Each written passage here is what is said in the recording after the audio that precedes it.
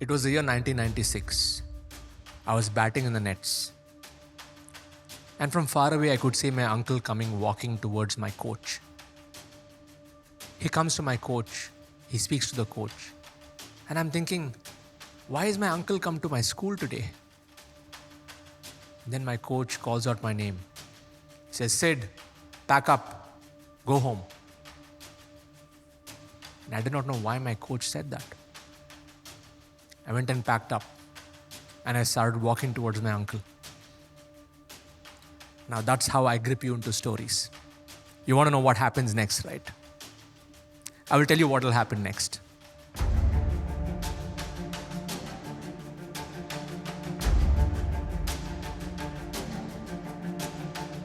But it's a very, very powerful story from my life. Storytelling is extremely powerful. If you saw what I did in the last 1 or 2 minutes, you were already visualizing that scene.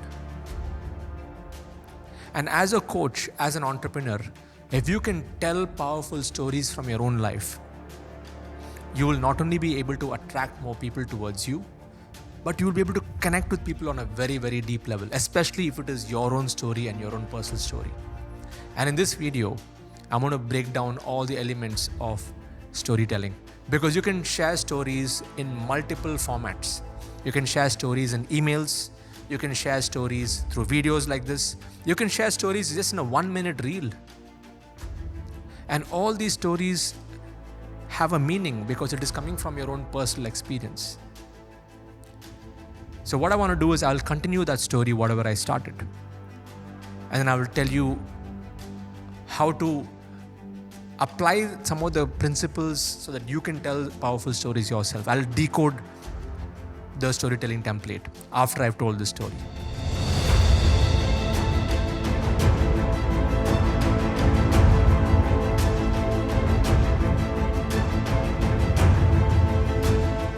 It was the year 1996. I was batting in the nets. I could see my uncle coming walking from far away. He speaks to my coach. My coach calls out my name. He says, Sid, pack up. I'm thinking, why has uncle come to school? He never comes to school. I go and pack up my kit. I walk towards my uncle. As I'm walking towards him, I can see that his eyes are red. I knew something was wrong. I go to uncle. He holds my hand. And he says, Sid, Tata has just passed away. We have to go home. My heart sunk. I start walking towards the car. I put the kit bag in the dicky. Get into the car. I shut the door and we start going home. And I'm looking outside the window and I can see the trees passing by and I'm thinking, has my grandfather just passed away? Has Tata left this world? I reach home. I walk up the stairs. I enter the house and I see his body on the floor. And I'm quickly taken inside the house. I go into the room, all the relatives are around. I just go into the room and I just start crying because I loved my grandfather so much. And I was thinking on that day, I wish I had spent more time with my grandfather.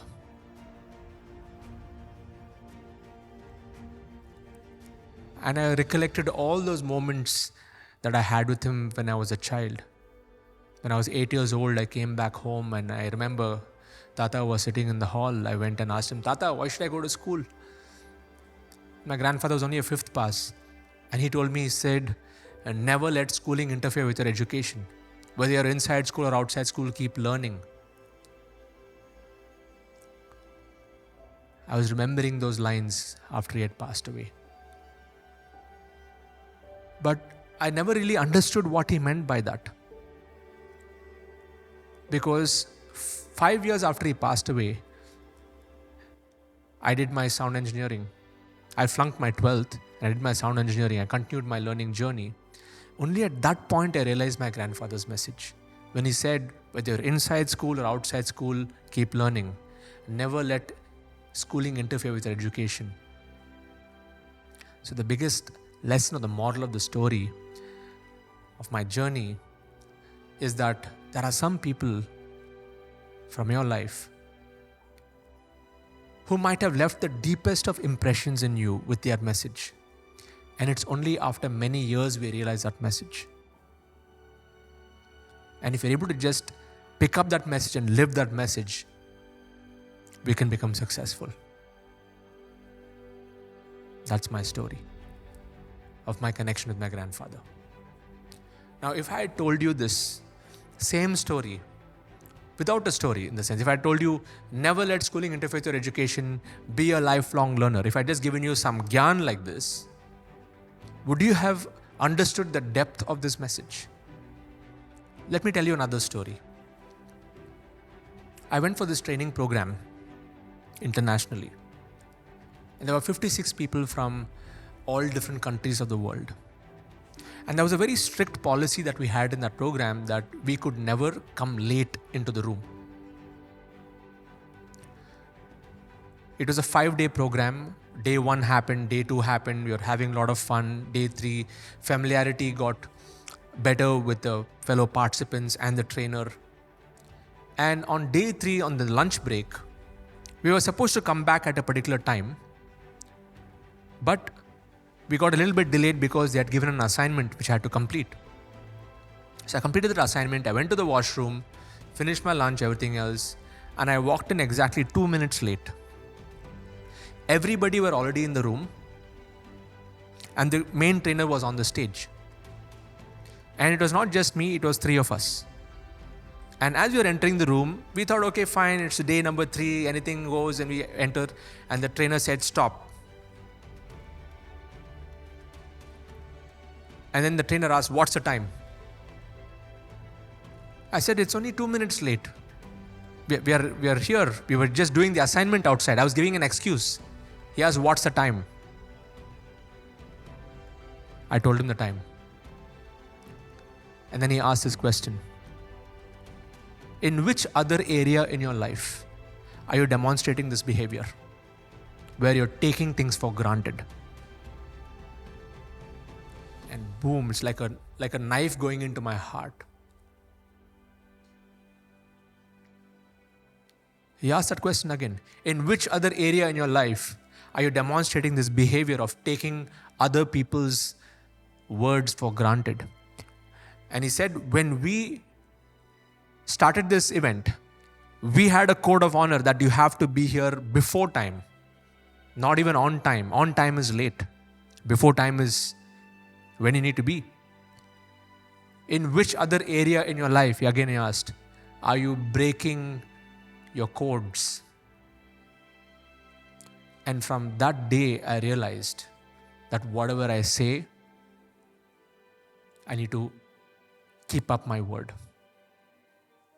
Because before that, I would assume that fine, anything goes. We have this IST, right? Indian stretchable time. My timeliness went to a whole different level after that experience. And I needed that experience because if that experience was not there, if I was not humiliated in front of those 50 other people from all parts of the world, I would not have learned that lesson the way that I integrated that lesson that day. Now, this is another story. And I'm sure you'll remember this story. Because if I just told you, you got to be punctual, you got to be on time, if I just given you some gyan, yeah, you would be like, yes, sounds good. Yes, it's good to be punctual. But now, next time you're late, you're going to be remembering the story I told you. And hopefully, you're not going to be a person who will be late the next time you commit to your clients, the next time you commit to your students, next time you commit to your own family members. Of course, sometimes it happens, traffic happens, things happen. But even when it happens, I don't want to be okay with it.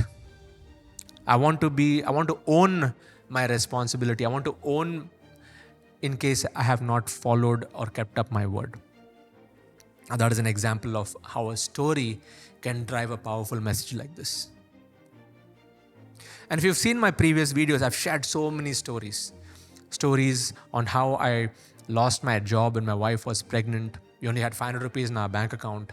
And the decision that I made at that point really shifted me internally. And because of that decision, I've been able to help so many number of people. So that story of me losing my job and my wife was pregnant, it was a story of a decision-making story. So like this, when you go back and make a list of all the moments that have happened in your life, I'm sure you can find at least 5 or 10 stories. It could be good stories, bad stories, happy stories, ugly stories, funny stories. Make a list of all those stories and what you have learned from those stories. And the key to storytelling is making it as real as possible. In fact, making it as real as you can, explaining to your audience how that experience was. Frame by frame by frame, like how you would watch a movie. So let me go back to the story that I started this video with. Now, how did I start the story? I used short sentences and I started telling the story exactly 10 minutes before the emotionally charged moment. Now, what was the emotionally charged moment in my story? It was when my uncle broke the news to me that grandfather had passed away. Now, I didn't start the story one day before or 2 days before. I started the story exactly 10 minutes before or 5 minutes before that particular moment. That's where the story should actually start. And how did I start the story? It was the year 1996. I was batting in the nets. I could see my uncle walking from far away. He speaks to my coach. Coach calls out my name. Sid, pack up. I pack up my kit. I walk towards my uncle. I can see his eyes are red. I hold his hands. He looks into my eyes and he says, Sid, Tata has passed away. Can you see it? It's frame by frame by frame. And when you're able to tell stories like this, whether it's in your videos or in your webinars, when you make a list of stories and start to practice telling stories like this, you'll be able to connect with your audience on a much, much deeper level. In fact, we have something called as a hackathon that we do in our community. And in the last hackathon, we had close to 1,000 people. And I made 1,000 people write their stories and post on social media. It was mind-blowing. Many people who have never even shared some of their darkest secrets, they put it out there. And the next day, they were blown away by the responses. Because most people on social media, they want to only look good. They don't want to talk about their dark side. They don't want to talk about the bad stuff that has happened to them. They don't want to talk about the things that will make people think that, oh, who's this person all about? But I'll tell you what, trust is not built by talking about how great you are. Trust is built by being authentic and by being real and by expressing your heart and expressing your stories without any filters, removing all those filters. Trust is built on 3 pillars. The pillar of authenticity, that's pillar number 1. The pillar of logic. Logic is when you're able to present information in a clear and concise way. And when it makes logical sense, you can build trust. And the third pillar of trust is empathy, where people should really be able to feel that you care for them, because people don't care about how much you know until they know how much you care. I'll repeat that. People don't care about how much you know until they know how much you care. And when that comes through your stories, when that comes through in your communication, people will just stick with you for life. Because it's not about how great you are, how many awards you've won, how many TEDx you've spoken in, how many certifications you've got. It's about who you want to serve and at what intensity you want to serve. And for you to be able to serve at that level of intensity, you've got to be a good storyteller. Because by being a good storyteller, you will not only be able to influence people at their core, but you'll also be able to teach them through your own experience. And when you teach them through your own experience, the level of connect that you'll have with your audience will be something that will be unshakable. unreplicatable. And because these kind of stories that you would say is something that people cannot copy. One of my mentors, he says this. When he said this for the first time, it blew my mind away. He said, you can copy my website. You can copy my videos. You can copy my courses. You can copy my ads. You can copy my funnel. You can copy my scripts. You can copy every single thing, but you cannot copy me. You can't copy my intentions. You can't copy my stories, because my story is my story. I hope you realize that this is going to be your superpower. If you're somebody who's not started telling stories yet, start doing it. Start practicing in front of a mirror. Start practicing on an Insta reel. Start saying 1-minute stories. Go back and make a list of all the stories from the time that you were born till now, all the different stories, and what lesson you learned from each of those stories. And you can integrate all those stories, and you can recall the stories at will once you know that the stories are there in front of you. That's what I've done. That's what I've done over the last few years. I have many more stories that I've not shared, but I would love to share them in my future videos, because it's these stories that create the connection that we have. And it's these stories that you're going to be using to connect with your audience as well. And when you build this skill, you will be able to sell like crazy without being pushy. Like, I've generated more than 35,000 people have joined my products, have bought my products over the years. How is it possible? I'm an introvert, even till today. How is it possible that so many thousands of people are buying my products? It's because of these connections.